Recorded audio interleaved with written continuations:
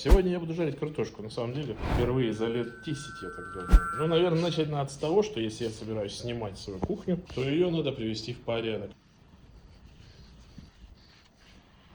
Так, плита готова. Теперь идем за картошкой.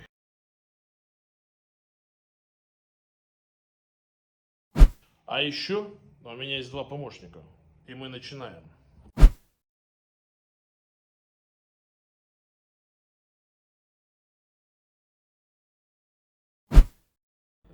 Я не знаю, но мне это нравится, ребят. Вот в чем прикол. Детям показываю, как надо, для того, чтобы они тоже могли. И вот это, кстати, очень важный вопрос. А показываете ли вы своим детям?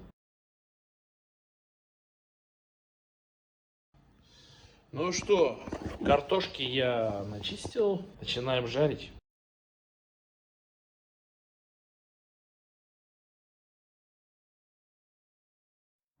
Пап, ты лучший. Это очень вкусно.